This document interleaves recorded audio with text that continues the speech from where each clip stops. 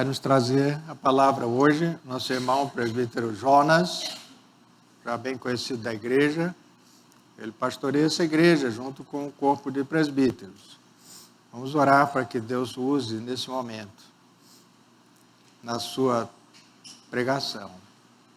Senhor amado Deus, nesse momento nós queremos suplicar ao Senhor, ó Deus, a tua presença reveladora, teu Santo Espírito, ó Senhor amado, vem abrir o entendimento, aplicar a palavra que nós todos precisamos te ouvir, derramar nosso coração diante do Senhor. Atende cada um aqui presente nesse lugar, Senhor Deus, com a palavra viva, que transforma, que nos surpreende. Abençoa teu servo Jonas nesse momento. Ó Deus, nós colocamos sua vida em tuas mãos, em nome de Jesus. Amém, Senhor Deus. Amém. Deus te abençoe.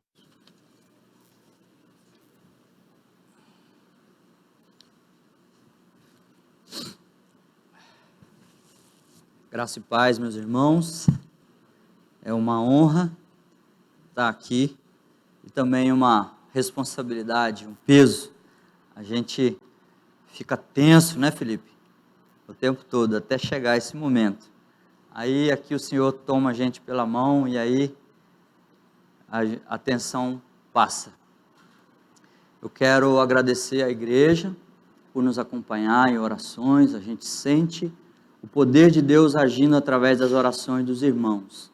Eu sou muito grato às orações dos irmãos. Ele fala sobre Judá, ele coloca a mão sobre a cabeça de Judá e fala que o cetro não se apartará da sua casa.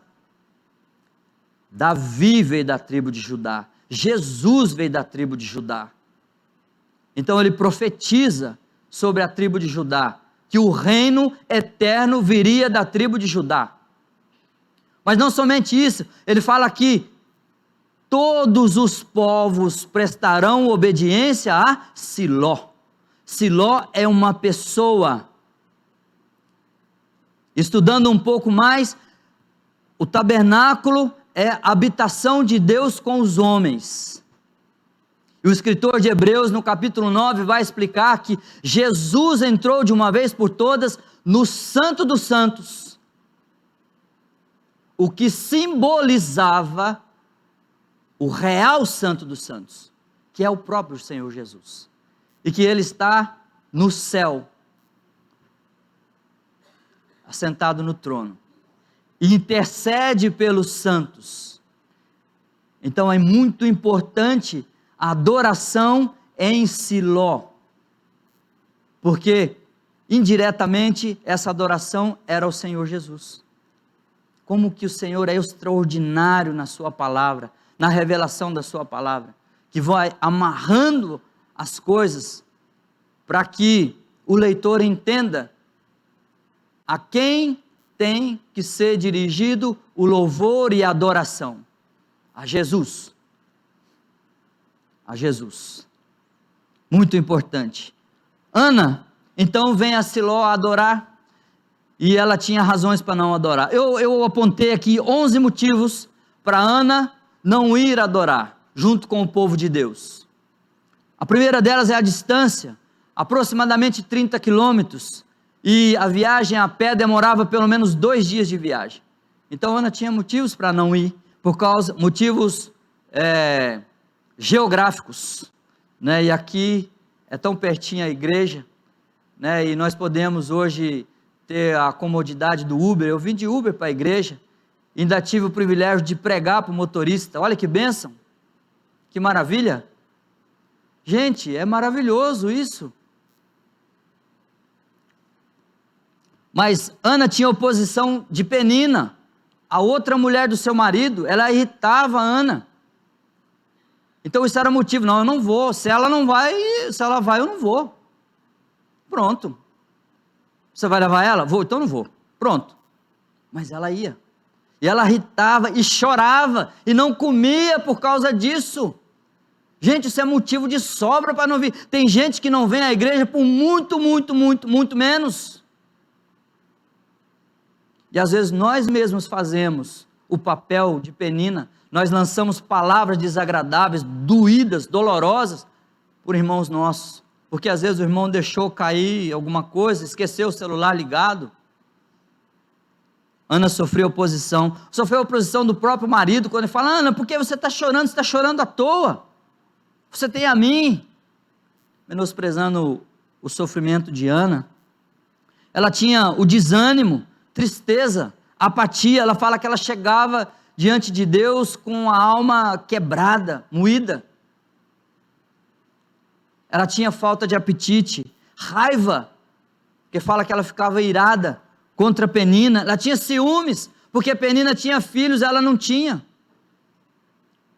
Revolta contra Deus.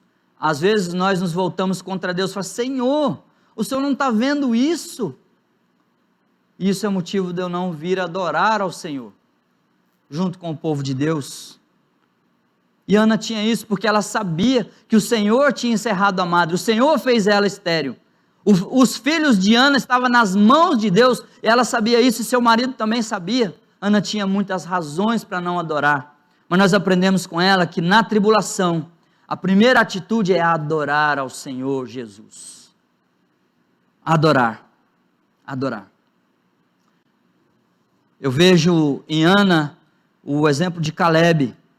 Josué capítulo 14, versículos de 10 e 11 diz assim: Eis agora o Senhor me conservou em vida, como prometeu, 45 anos há, desde que o Senhor falou esta palavra a Moisés, andando Israel ainda no deserto, e já agora sou de 85 anos. Estou forte ainda hoje, como no dia em que Moisés me enviou. Qual era a minha força naquele dia?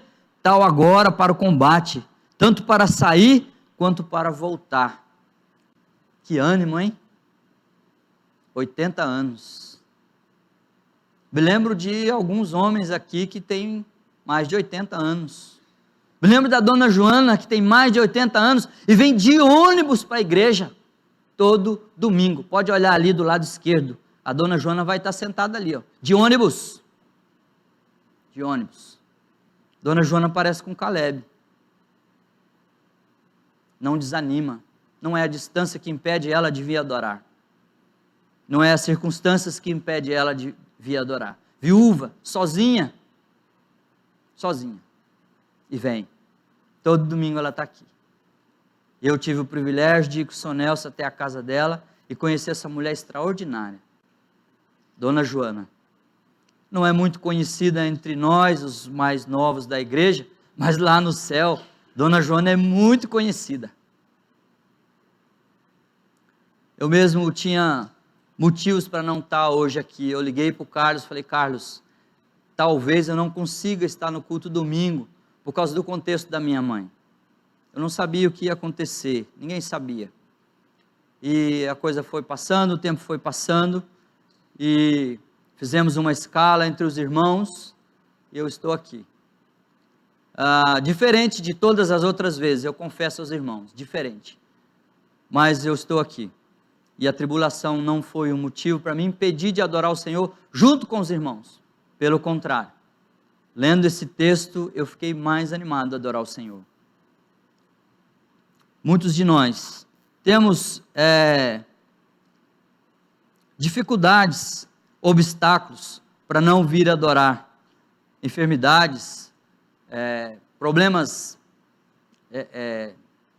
psíquicos, psicológicos, perdas, dificuldade física, dificuldade de distância, e isso vai, às vezes, nos desanimando, tirando o ânimo de vir para cá, adorar o Senhor junto. Isso tem uma implicação grande diante do Senhor. Existe a adoração particular, em casa, que eu faço sozinho, mas existe a adoração junto com o povo de Deus. Isso é o princípio desde a antiga aliança, e ele não mudou. Não mudou. Eu tenho absoluta certeza que no domingo o Senhor espera o nosso culto. Eu tenho absoluta certeza disso. Que Ele espera que nós nos reunamos aqui para adorar o Senhor juntos, como irmão, como corpo. Se o irmão se sente cansado ou desanimado, eu quero te dar uma palavra de ânimo Isaías 40, 29 diz assim: Ele faz forte ao cansado e multiplica as forças ao que não tem nenhum vigor. Essa palavra na vida da dona Joana, na vida do seu Nelson, com uma perna, e às vezes a gente sobe 3, 4 andares para fazer visita, né, seu Nelson? O Senhor fortifica e anima o cansado. Então, a primeira lição que nós aprendemos com Ana é, no meio da tribulação, para ser vencedor na tribulação, é adorar. A segunda lição que podemos tirar desse texto, da vida de Ana, é aceitar. Nós ouvimos muito no meio evangélico: eu não aceito isso. Mas nós aprendemos com Ana diferente. Olha os versículos 5 e 6. A sua rival a provocava excessivamente para irritar, porquanto o Senhor lhe havia cerrado a madre. Perdão, eu fui no 6. Versículo 5. A Ana, porém, dava porção dupla, porque ele a amava, ainda mesmo que o Senhor a houvesse deixado estéril. O profeta Samuel registrou que eles sabiam o motivo pelo qual Ana era estéril. Deus não deixou Ana ter filhos. Mas Ana não se revolta contra Deus, pelo contrário, ela aceitou isso. E ela clamava por isso, para que o Senhor mudasse a sentença dela. E nós temos ouvido muito no nosso meio, as pessoas não aceitam de Deus aquelas coisas que nós julgamos ruins. Mas às vezes o nosso conceito é diferente do conceito de Deus. E tem coisas que Deus vai fazer na nossa vida, que se não for por meio da tribulação, não vai acontecer. Nós vemos às vezes as pessoas medir a nossa comunhão com Deus, com os nossos filhos na igreja, nosso trabalho indo bem, nossa casa bonita, bem acabada, grande, nosso casamento feliz. E às vezes nós medimos a vida da espiritualidade, a vida de devoção a Deus dos irmãos, olhando para isso. Mas Deus não olha assim. 1 Samuel capítulo 8, verso 16, Deus fala que nós olhamos o exterior do homem, mas Deus olha o coração. Deus não vê como vê o homem. E por isso, aprendemos com Ana essa lição: aceitar do Senhor aquilo que Ele mandar, porque Ele sabe mais. Eles entenderam isso. E é importante, porque o Senhor, em primeiro lugar, o Senhor não faz nada sem propósito. E na vida de Ana, nós podemos ver os propósitos de Deus sendo manifestos aqui. Deus não faz nada sem propósito. E se Deus manda uma tribulação na minha vida, eu posso não entender o propósito, mas tem propósito. Tem propósito. Um dos propósitos de Yahvé é ter intimidade conosco. Isso que aconteceu com Ana, ali no templo, Ana desenvolveu uma intimidade com o Senhor, grande intimidade com o Senhor, e muitos de nós aqui podem testemunhar a intimidade com Deus no leito de enfermidade, muitos de nós, inclusive eu,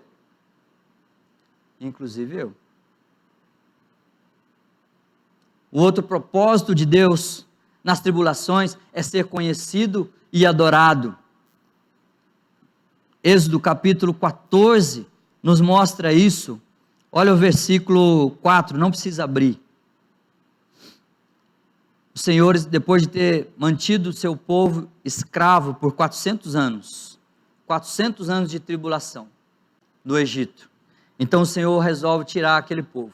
Fez todos aqueles milagres e maravilhas lá no Egito, e então o povo sai, e o Senhor então deixa o povo encurralado entre o mar e entre o exército egípcio, e aí o povo começa a se desesperar, mas Deus tinha propósito, e aqui no versículo 4 do capítulo 14, ele revela o propósito disso: endurecerei o coração de Faraó, para que os persiga, e serei glorificado em Faraó e em todo o seu exército, e saberão os egípcios que eu sou o Senhor. O propósito de Deus na tribulação é manifestar quem Ele é, sua soberania, seu poder, sua glória, sua bondade, sua graça, sua salvação. As coisas que Deus faz revela quem Deus é. E na tribulação, eu conheço um pouco mais de Deus, e as pessoas que estão à minha volta também conhecem um pouco mais de Deus agindo na nossa vida. Nós temos a ilusão que a ação de Deus na nossa vida, para que nossos vizinhos vejam, é a nossa prosperidade, mas não é isso que a Bíblia diz. Não é. Não é. Não é. Deus manifesta quem Ele é e a sua glória quando nós aprendemos a passar por tribulações, que às vezes é promovida pelo próprio Deus na nossa vida. Se estamos em comunhão com Ele, é dele, vem dele. Ele fez isso. O Senhor quer usar a minha e a tua tribulação para revelar às pessoas que estão à nossa volta quem Ele é. Quem Ele é. Eu estava compartilhando com o Roberto uma experiência maravilhosa que eu tive no hospital. Gente, eu nunca preguei para tanta gente como eu preguei nessa última semana. Várias pessoas aceitaram o Senhor Jesus como Salvador, no hospital, no estacionamento, nos Ubers. Gente, que coisa maravilhosa. Eu chorando à noite e dando risada de dia, porque o Senhor está salvando pessoas através de mim, através da tribulação na minha vida e na vida da minha família. Eu não sei se eu choro ou se eu fico alegre, porque o Senhor tem propósito nas tribulações. Ele tem propósito nas tribulações. Isaías 43:7 diz assim: a todos que são chamados pelo meu nome, que os criei para a minha própria glória. O Senhor nos criou para a glória dele. E para glorificar o nome dele, ele pode sim fazer com que nós passemos por tribulações. E Ana nos ensina a adorar e aceitar isso, para que o nome dele seja glorificado. Então, a primeira, adorar. Segundo, aceitar. Terceira, quebrantar. A terceira parte da vida de Ana, que nos ajuda a ter vitória na tribulação, é quebrantar. Olha o versículo 10 até o versículo 13. Olha o que essa mulher fez diante do Senhor. Levantou-se Ana e com amargura de alma orou ao Senhor, e chorou abundantemente, e fez um voto dizendo: Senhor dos exércitos, benignamente atentares para a aflição da tua serva, e de mim te lembrares, e da tua serva não te esqueceres, e lhe deres um filho varão, ao Senhor o darei por todos os dias da sua vida, e sobre a sua cabeça não passará navalha. Demorando-se ela no orar perante o Senhor, passou Eli a observar-lhe o movimento dos lábios, porquanto Ana só no coração falava, seus lábios se moviam, porém não se lhe ouvia voz nenhuma. Por isso, ele a teve por embriagada. Olha o versículo 15. Então ele fala: você está embriagada, no versículo 15. Ana respondeu: não, Senhor meu, eu sou mulher atribulada de espírito. Então Ana vem diante do Senhor em Siló e se quebranta diante do Senhor e se humilha diante do Senhor. Então, a terceira ação de Ana para passar na tribulação com vitória: quebrantamento. Quebrantamento. Eu não sei quanto dos irmãos já experimentou isso. No momento de tribulação, quando nós não temos mais recursos, então a gente se ajoelha diante do Senhor, num lugar à parte, separado, e ali então temos um momento muito singular com Deus. Eu experimentei isso na madrugada de uma dessas noites que eu estava com a minha mãe, e a minha mãe ficava gemendo, e eu particularmente, eu consigo lidar bem com coisas difíceis, relacionado à morte de pessoas, luto, essas coisas. Mas eu olhar o sofrimento dela foi uma coisa muito singular, muito singular. E eu não podia fazer nada, só me restou uma coisa: ajoelhar. Ajoelhar. E eu talvez tenha entendido um pouquinho disso que Ana sentiu aqui, quando ela se quebranta diante do Senhor. E ali eu me derramei em lágrimas,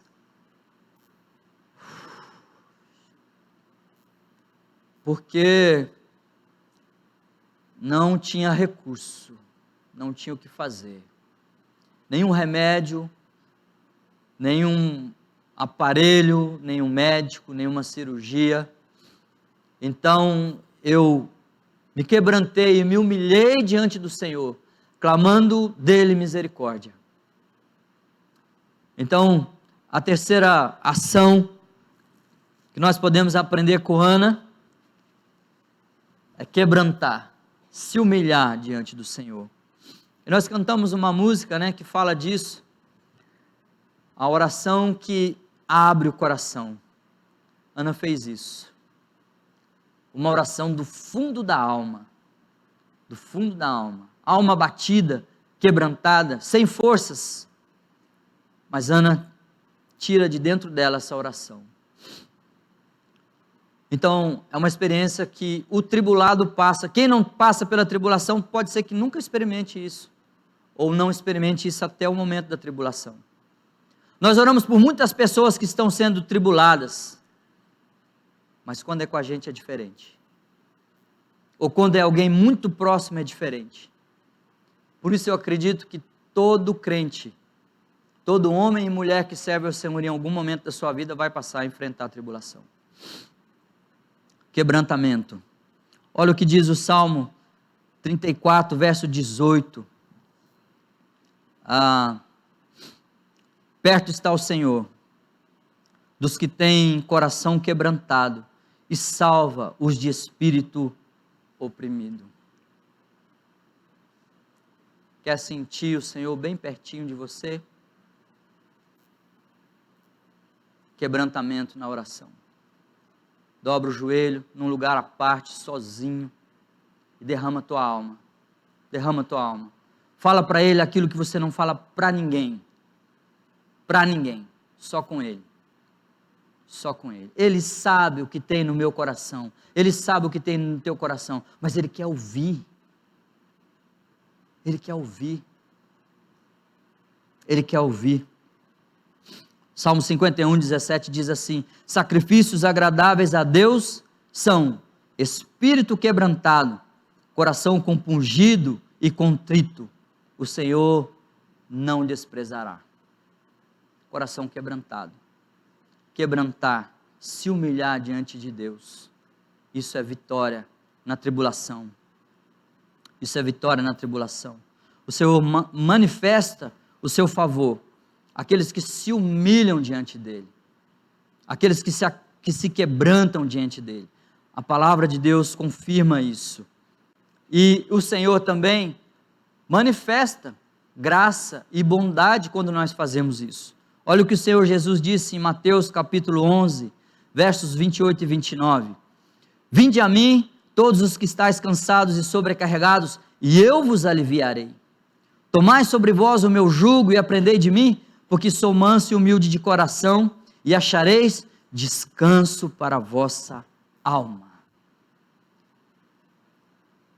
Quebrantar diante do Senhor na tribulação traz descanso para a alma. Descanso para a alma. Vir diante do Senhor Jesus com o coração quebrantado proporciona descanso para a alma. Então, em primeiro lugar, adorar. Em segundo lugar, aceitar. Em terceiro lugar, quebrantar. E em quarto lugar, versículos 18 e 19, levantar. Verso 18. verso 17, então lhe respondeu Eli, vai-te em paz, e o Deus de Israel te conceda a petição que lhe fizeste. E disse ela, acha tua serva mercê diante de ti.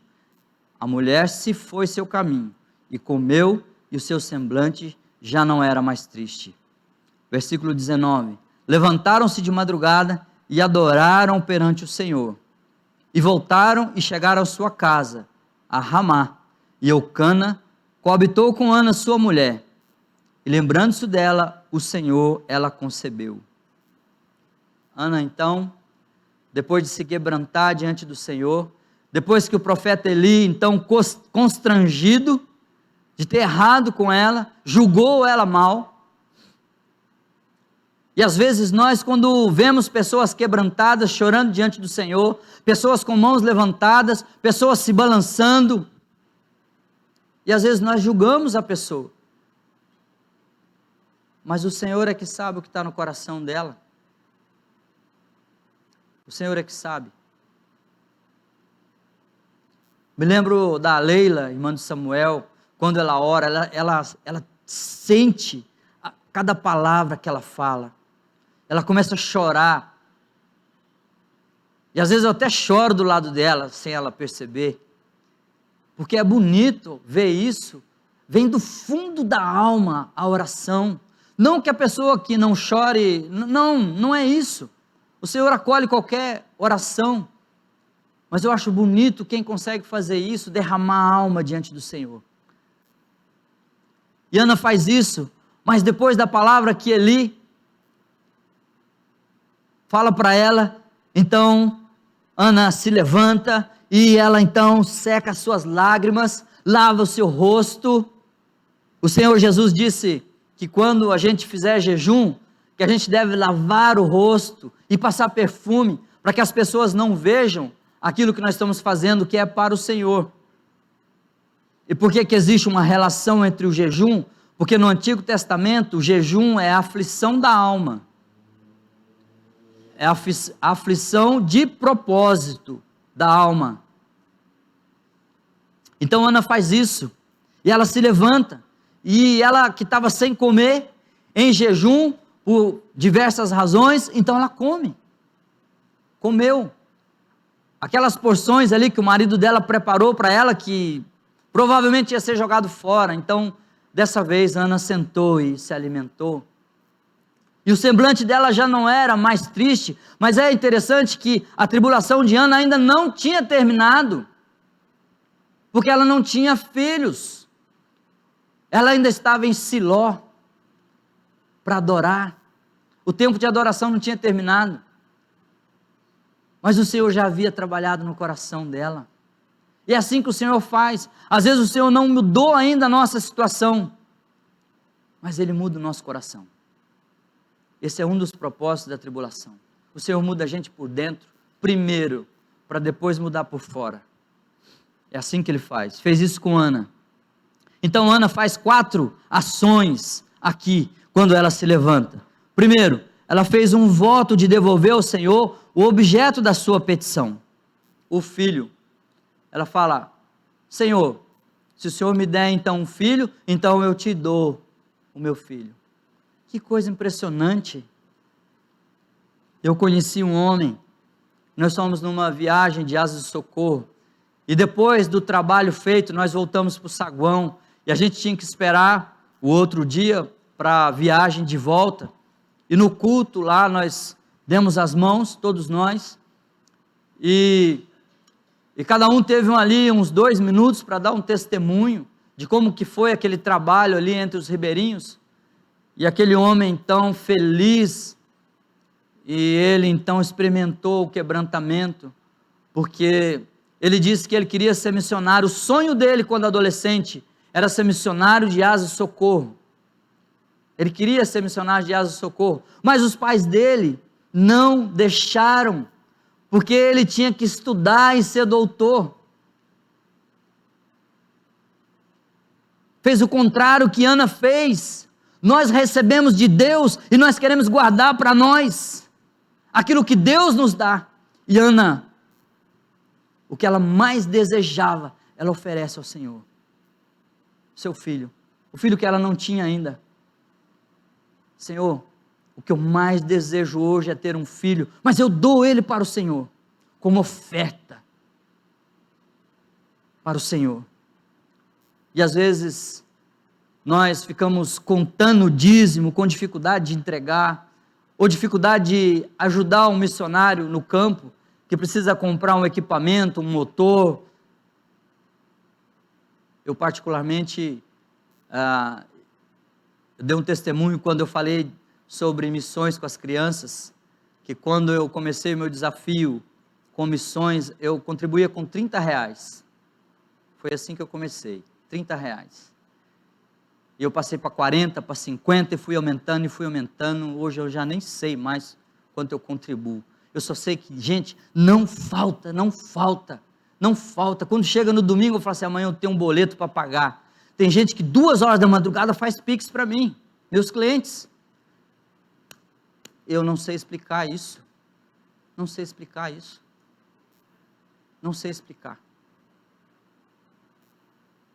Ana nos ensina esse princípio maravilhoso.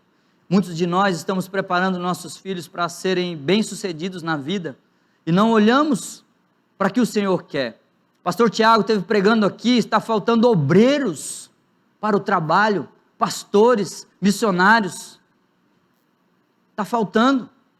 Quando tem a eleição de presbíteros, é difícil achar os homens, diáconos tem mais do que presbíteros, é difícil achar. Por quê? Porque nós estamos querendo guardar aquilo que Deus nos dá, o tempo que Deus nos dá. Eu não posso fazer isso porque eu não tenho tempo, eu não posso visitar os irmãos porque eu não tenho tempo, eu não posso ser presbítero na igreja porque tem muita reunião, eu não tenho tempo, mas o Senhor é o Senhor do tempo.